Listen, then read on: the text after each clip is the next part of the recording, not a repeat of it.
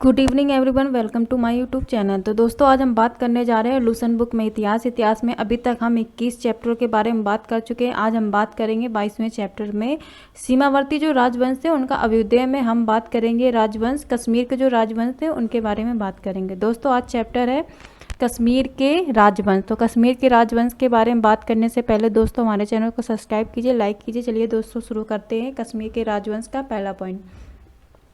तो कश्मीर पे शासन करने वाले शासक जो वंश का कालक्रम के इस प्रकार थे। पहले कौन आया?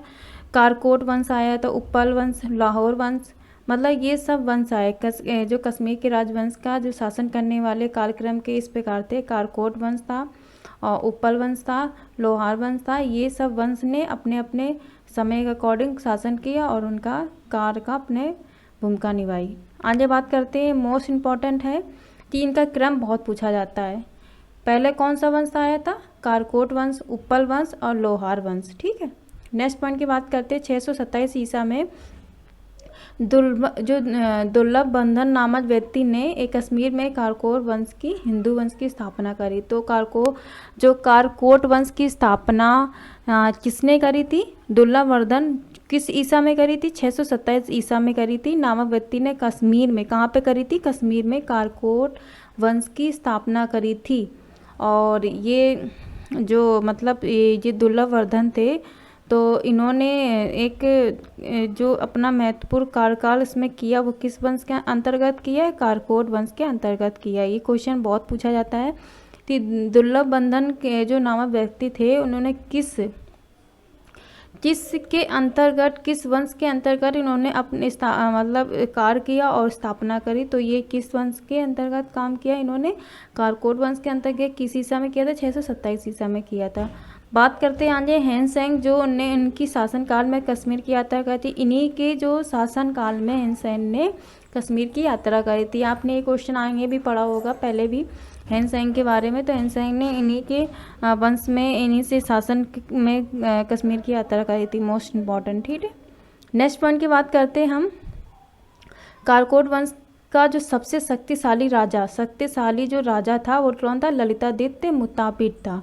तो सबसे शक्तिशाली राजा कौन था? ललितादित्य मुत्तापिड था। तो मोस्ट इम्पॉर्टेंट है, कारकोट वंश का सबसे शक्तिशाली राजा ललितादित्य मुत्तापिड था। कश्मीर का जो मातांड मंदिर का निर्माण ललितादित्य मुत्तापिड के द्वारा करवाया गया। तो जो कश्मीर मातांड मंदिर का निर्माण किसने करवाया था?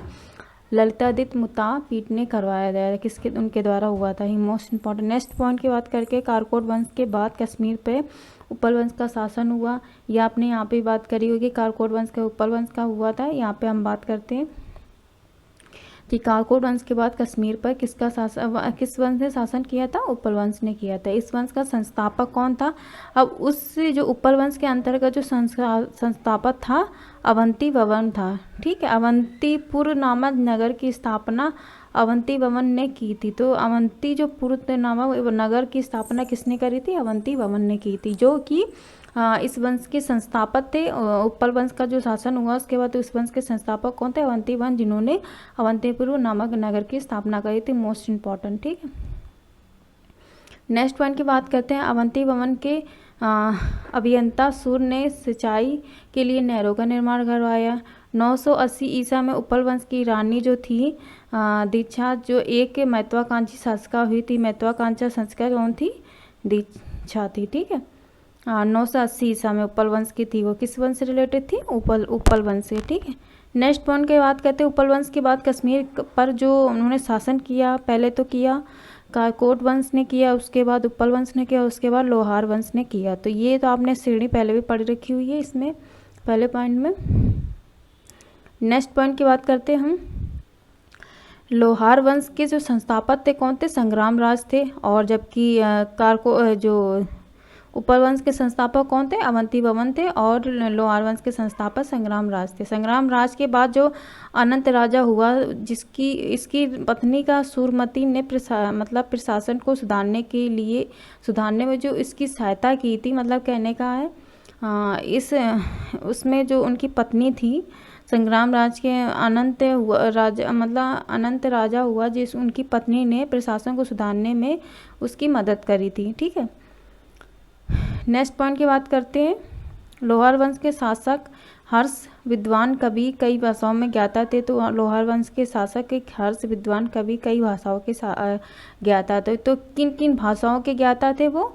हाँ, मतलब कहने का है कि जो लोहार वंश के शासक थे हर्ष, वो किन किन चीज़ों की कई मतलब ज्ञाता, तो कई भाषाओं के ज्ञाता थे। ठीक है, विद्वान थे, कवि थे, मतलब और इसके रिलेटेड कई भाषाओं का ज्ञाता थे। ठीक है, नेक्स्ट वन की बात करते हैं, कल्हड़ हर्ष का आश्रित कविता। तो कल्हड़ जो था हर्ष का आश्रित कविता। तो कल्हड़ क्या थे? हर्ष के आश्रित कवि थे। मोस्ट इंपॉर्टेंट है ये। नेक्स्ट वन की बात करते हैं, जयसिंह लोहार वंश के जो अंतिम जो शासक था, जयसिंह लोहार वंश का अंतिम जो शासन, लोहार वंश मतलब इनका शासनकाल जो क्रम था कश्मीर पे, लास्ट जो वंश आया था लोहार, उसमें जो उनका अंतिम शासक था वो जयसिंह था। ये मोस्ट इंपॉर्टेंट अंतिम शासक कौन थे? जयसिंह थे, जिसने 1128 से 1155 ईस्वी तक शासन किया। इन्होंने कितने वर्ष तक शासन किया? 1128 से 1155 ईस्वी तक किया। जयसिंह के शासन के समय ही कल्हड़ की जो राजतंगनी का विवरण समाप्त हो गया। तो उनके मतलब शासन के साथ ही ये कल्हड़ की जो राजतंगनी का विवरण ही समाप्त हो जाता है। तो ये मोस्ट इंपॉर्टेंट है। तो चलिए दोस्तों, हमारे चैनल को सब्सक्राइब कीजिए, लाइक कीजिए।